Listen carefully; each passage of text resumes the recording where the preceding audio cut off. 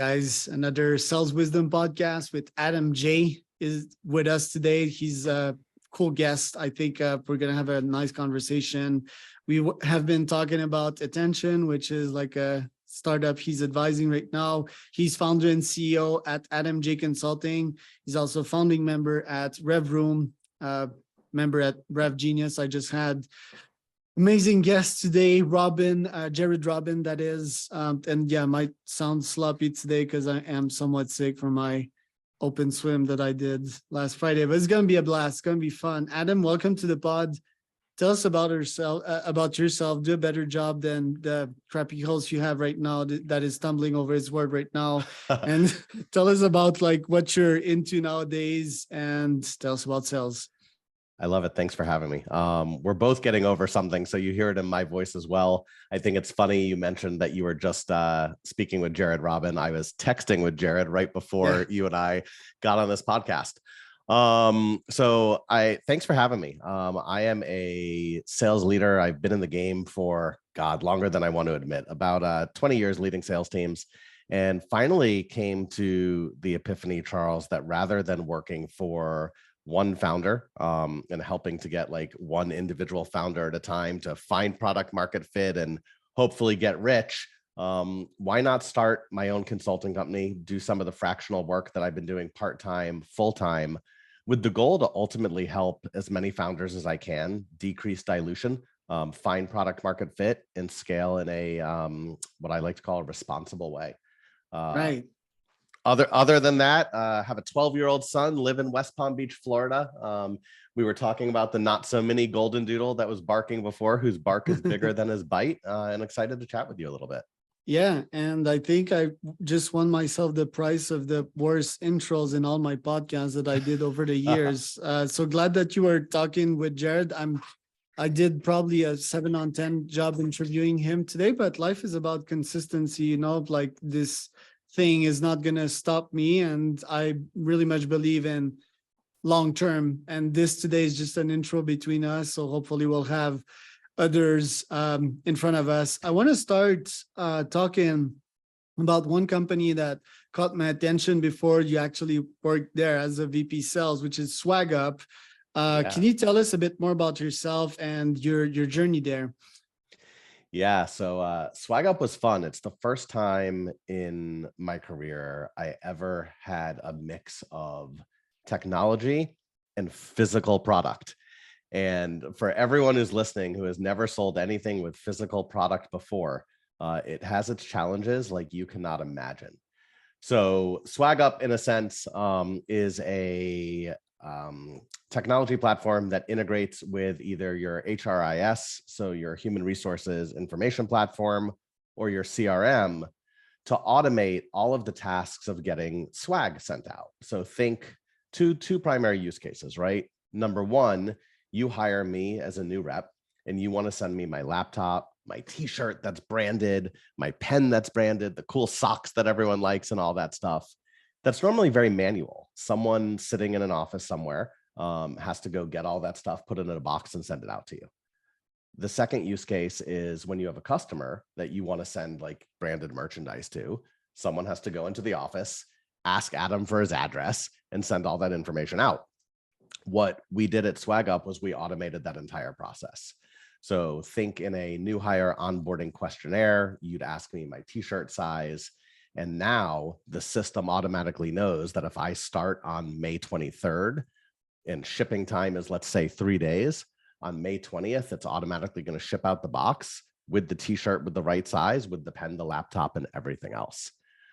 What most people don't realize, and the hardest part of really scaling that organization and building out that sales team, this was the height of COVID, right? So supply strain constraints were very real. So you would tell me, hey, Adam, I want, 500 of these pens that you have in your hand, and I want, my logo on it. And by the time you and I hung up that call, I entered all the information in the system and I went to place the order for the pens. The pens were out of stock. So now I have to call you back and tell you that the pens that you want don't exist. You're going to give me another kind of pen. And guess what? That one's going to go out of stock. So it really challenged us from a creativity standpoint We had to get really creative as reps to bring 2 to 3 solutions to the table at a time, to know kind of what our inventory was and wasn't from the, dozens and dozens of suppliers that we had. And it was interesting in the sense of, we're not just selling technology, right? Like, you would think that the main pitch is, oh, we can automate this, we can make it super easy for you, that office admin doesn't have to go into the closet anymore. That's part of the sale. But the other part of the sale is, like, we had access to, and what really made us different than a lot of the other competitors out there is, we only played with like really high end swag. Like, I still have sitting on my desk, it's my favorite notebook ever. Like, you can't see it, but like, it's laser embroidered. It's very nice on the top. Like, this isn't your crappy notebook that you just throw away from somewhere. So 2.5 years later, it's still sitting on my desk. It was a fun time. We did over $65 million in the year that I was there. They've only gone up since. Really brilliant business model.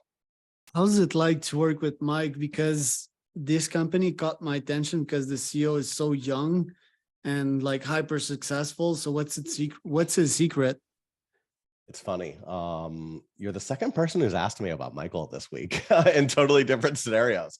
And it was the same question. What's it like working with someone so young? So Michael, I think, was early to mid 20s, maybe late 20s when I was there.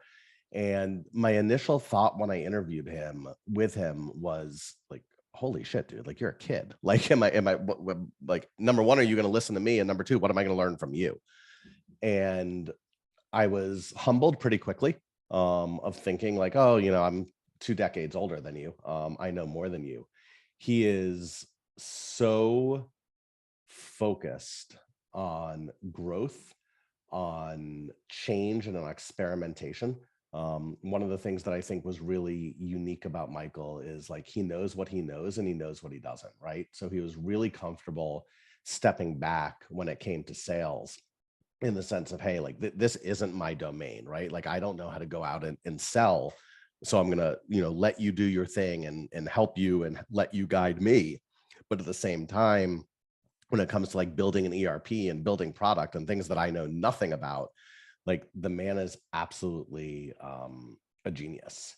And, I would joke that, like, we'd be sitting in meetings and, like, oh, Michael's not paying attention. He's on his phone, like, he's tweeting or doing whatever he's doing. And yes, he does tweet a lot.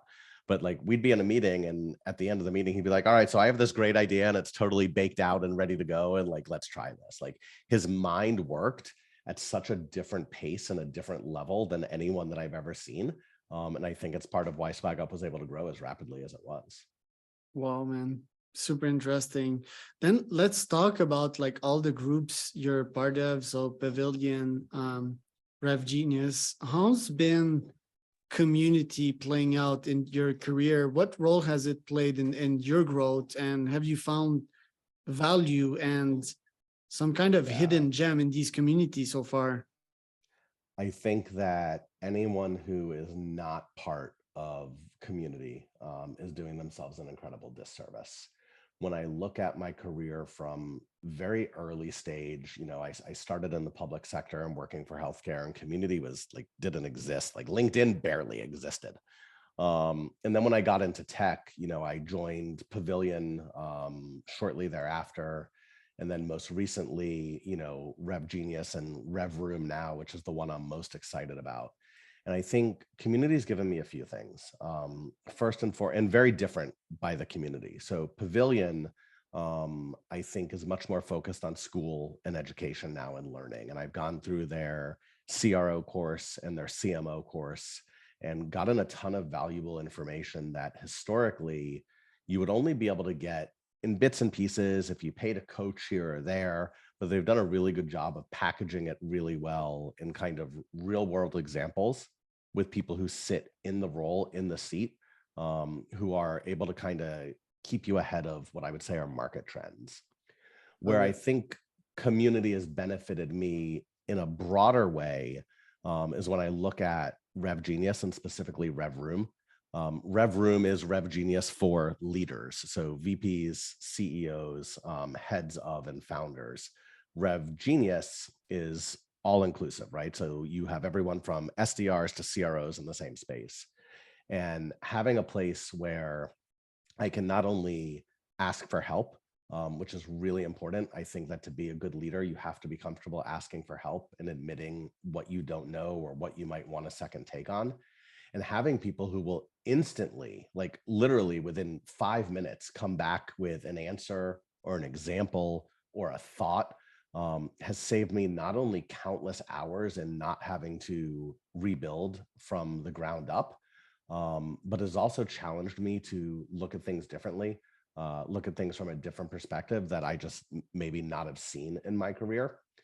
And then the other part of community, Charles, is there's been so many people through community and through networking that I've been able to help find jobs, that I've been able to help level up on their skill set. My passion as a leader is getting people where they want to go. And that doesn't mean like AE to manager and manager to director. My last promotion in my last role, I had a BDR that we moved into a head of content role because that's what he wanted to do. And being able to have these colleagues through community that you're able to share ideas with and, you know, present candidates back and forth to has been super powerful. And it's helped sell. Anyone who does, and when I say that, all of these communities have very strict no selling policies, right? Like I can't go in and be like, hey, like I'm Adam, I'm the CRO of so-and-so, come use my product. Everyone knows what you do. And by being able to share your expertise and share your knowledge, it brings this organic flow of business to you where you have presented yourself as a trusted leader or a trusted seller or a trusted CSM or whatever you happen to be. And people want to work with you because they're seeing you in a light of what I call giving more than you get. So interesting, man. I'm just discovering that on my side. I've been like a solo hunter for the past couple of years. Now I'm going all in with community. First, this podcast, you know, like meeting different people and talking. But yeah, I'm going all in with community and just adding value to folks. Really going like with the, not even the jab direct strategy of Gary Vee, but just like pure value and kind of having the karma on the other end, right? I think that works pretty much all the time in life. If you've given, you always receive in the end. And do I even want to receive is another question. I think I'm quite abundant, but yet like this is fascinating, the community aspect of it. I want to touch on the fractional part of things, which is quite interesting to me nowadays. I work with a lot of fracs, I call them. I even started a company that is called fracful.com. Shameless shout out here. And I work with lots of them. I help them get new clients, fractional COOs, fractional CFOs, fractional CTOs, and even fractional CROs or VP sales, for example. Tell us a bit more about these kinds of contracts, because in my opinion, it's that companies, they don't have the full budget for, let's say, like a full-time CRO or VP sales. So they just come your way. They also get someone that is more entrepreneurial. And on your end, you get multiple of these contracts. You still have to invest, let's say, 5-10 hours per week, but you might charge, you know, 4-6K per month. If you get like 5 of these contracts, you're a happy man. So tell us if that hypothesis is right, and tell us why you decided to be a fractional sales leader. Yeah. So the hypothesis is right somewhat. At 4 to 6K per month, I would not be able to survive. Most fractional leaders I know on the VP of sales and CRO side are closer to 12 to 15K per month. But what you get for that is more than a few hours.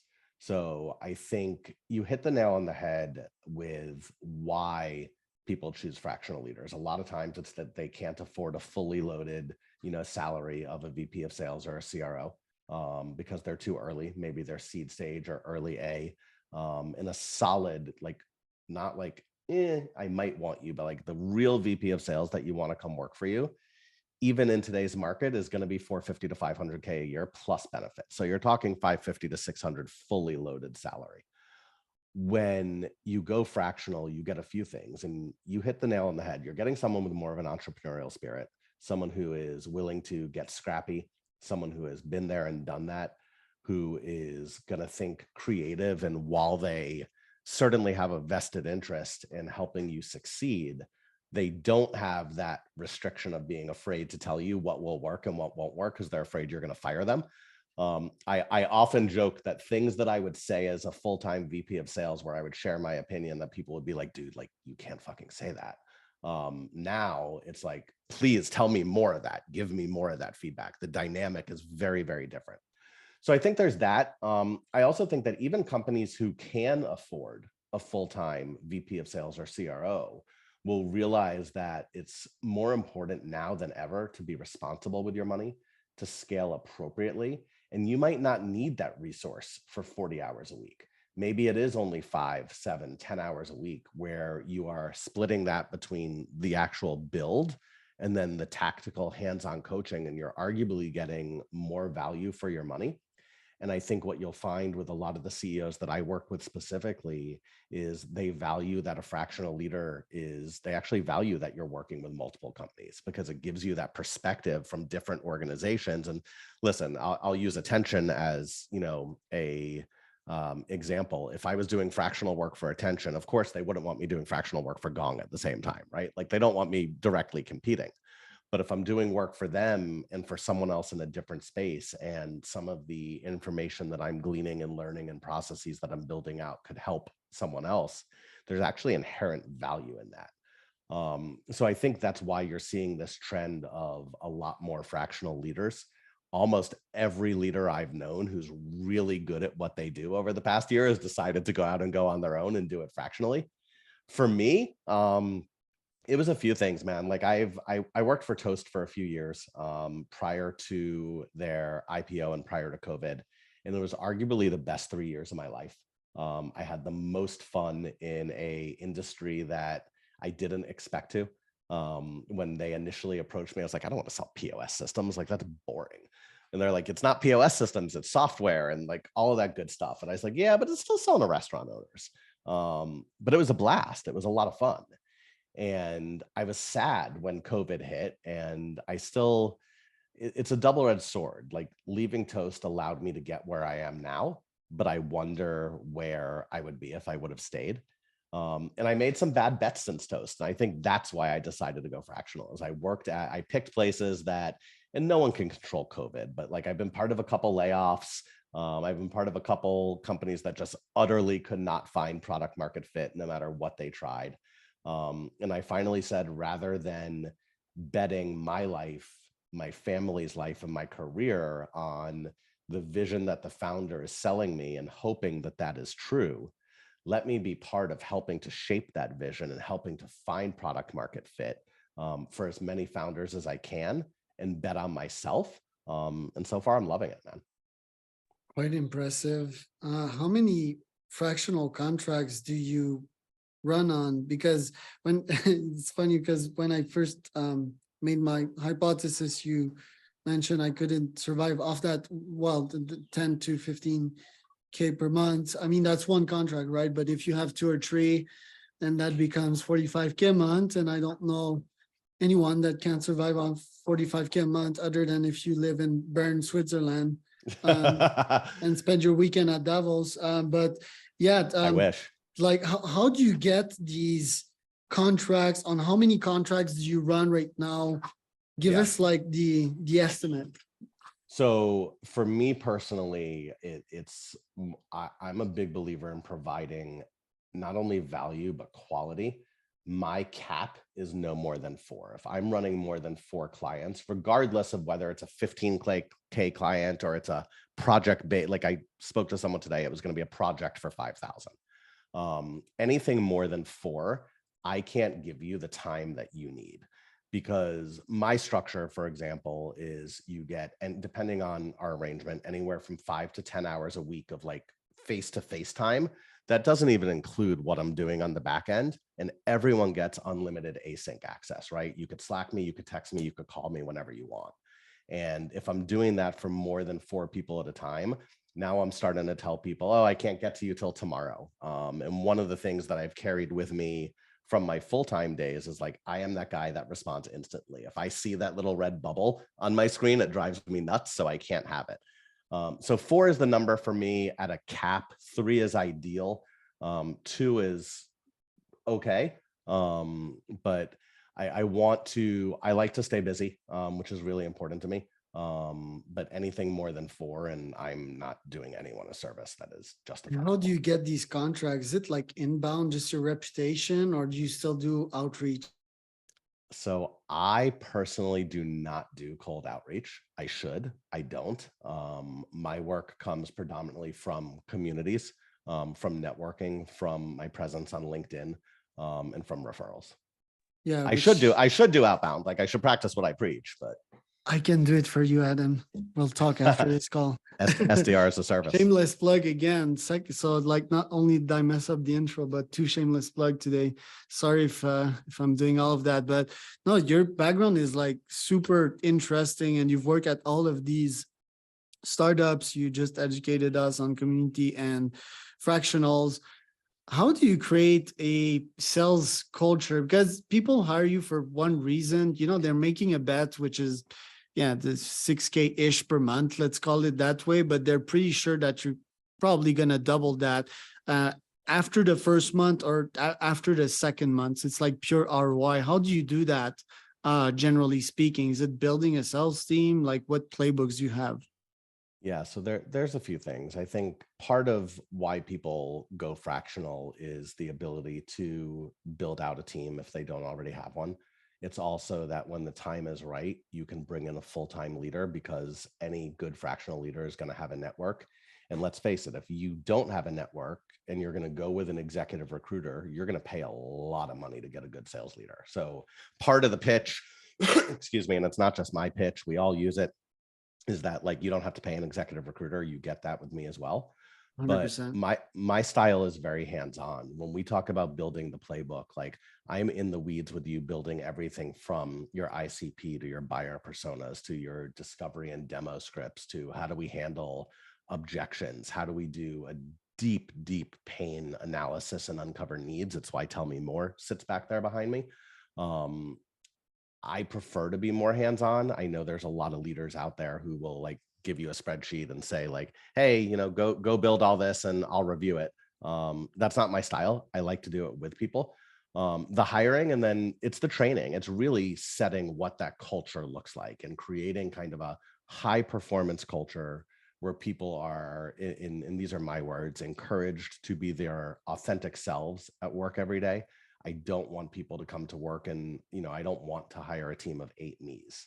I want everyone to be who they are, and to kind of conform within that and work together. So I think that that's really important, and building that culture and ultimately, working through and creating these scalable, repeatable processes. But one of the things that founders, and I talk about most is like, when do we scale and how do we scale? When is the right time to hire? Like, do I need a rep, or should I be selling myself? Should you be selling for me? And make no mistake, like for the founders I work with, I do sell for them. I think that that's important. But the focus used to be like, hey, just build the playbook and stand it up. Now it's not only build the playbook and stand it up, but it's helped me figure out what responsible and scalable growth looks like. Wow. Okay. And playbook will differ per company depending on what they have. What do you favor most of the time? Do you go like a bit more inbound than outbound nowadays? Like me specifically, it's always cold email outreach. Obviously, I'm biased. That's what I do. It's 90% that, 10% LinkedIn, and experimenting constantly, right? Trying this market and trying to get product market fit, deploying as much experiments as I can to see if there's a fit there. So what's your preferred inbound or outbound playbook / tactic? Yeah, I think so. It's funny. I just wrote a LinkedIn post on this today. Every playbook is different. And any fractional leader or any leader who tells you, oh, I'm just going to do what I did somewhere else and it's going to work here is full of shit. That's not reality. Cookie cutter does not work. For me right now in the market, I typically am working with B2B SaaS clients who are selling to, sales and marketing leaders. That's kind of my world. I have one client that's a manufacturing client. Um, I'm a believer that all inbound is gravy. Outbound is where it's at. Google could change their algorithm tomorrow and your inbound goes away. There's two things that I focus on. Number one is providing an exceptional customer experience that creates a very high referral base. Referrals convert at the highest rate, but to do that, you have to have customers that are singing your praises. My outbound methodologies are focused on a combination of cold email, cold LinkedIn, and then there's a very detailed LinkedIn process. We are never spraying and praying. We are never connecting and pitching. I don't believe in that. In very heavy phones. I find that for the ICPs that I'm typically coaching with, phone is still king and phone works best. Love it, man. Thank you so much for the value you've shared today, Adam. Where can people find out more about you? Yeah, you can find me on LinkedIn. Just search my name, Adam J, or it's really, really easy. It's adamj.io, ADAMJAY.io.